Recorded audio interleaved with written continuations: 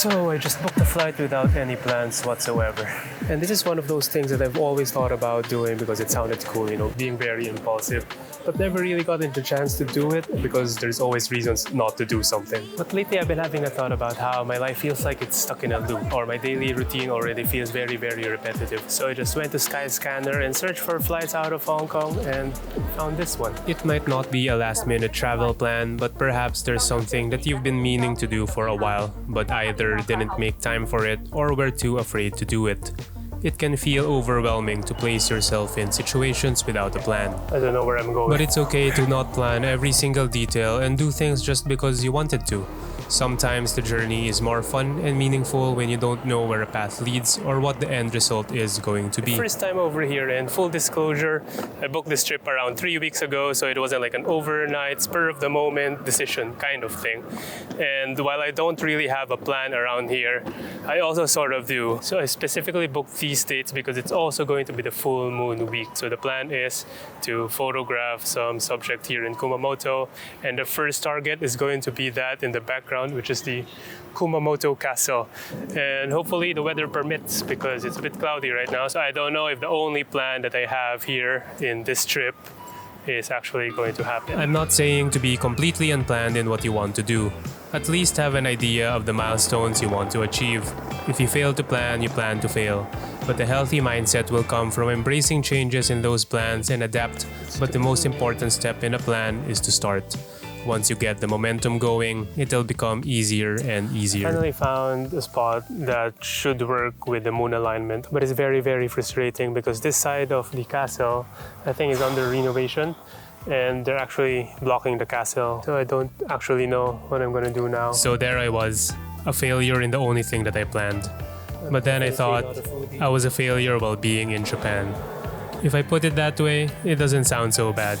I was mostly there to experience spontaneity and go to an unfamiliar place. So I'm currently in a taxi. My driver doesn't speak English, so we're just doing nonsense. Yeah. I think one thing that holds us back from some of our goals is the fear of disappointment and rejection, or not being able to figure things out along the way. I'd be so lost without Google right now. If you start having thoughts of self-doubt about your own capabilities, well, so what? It's a lot more regretful to have lingering thoughts of, what if I just tried? Think about those times you held yourself back from going for it. Like the time you stayed home because the weather forecast could be wrong only to miss out on an epic sunset. The times you didn't hit the record button on a video because you were afraid of being judged.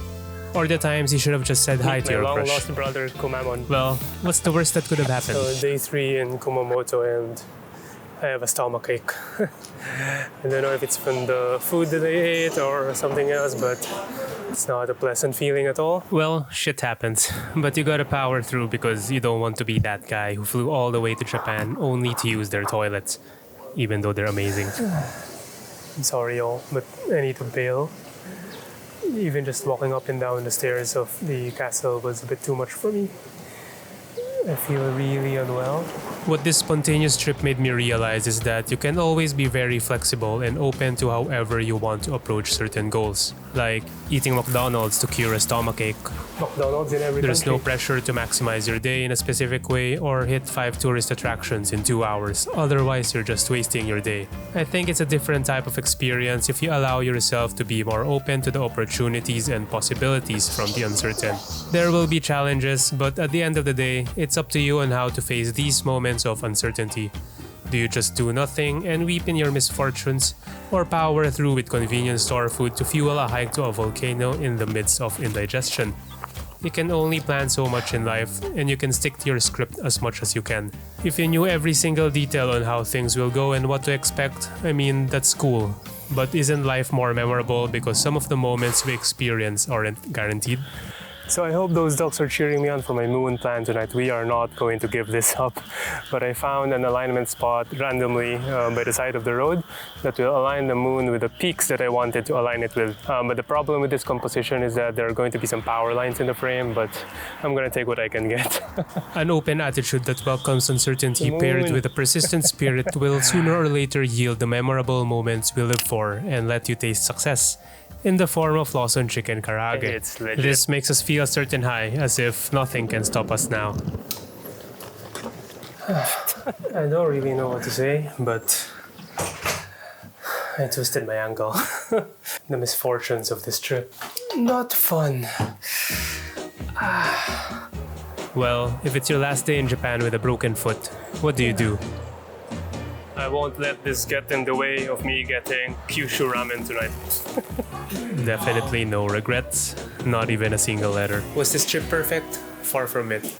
Am I going to do it again? Definitely. If there's one thing that this trip taught me is that you're actually more capable than you think you are. You place yourself in unfamiliar situations, do it without planning, and somehow you'll make it out okay even if you face some obstacles. Being planned and well prepared are great traits, but I think all of us will have an impulsive side, and it's okay to let it loose once in a while so that we can have different experiences. So, do that thing that you've always wanted to do but held yourself back.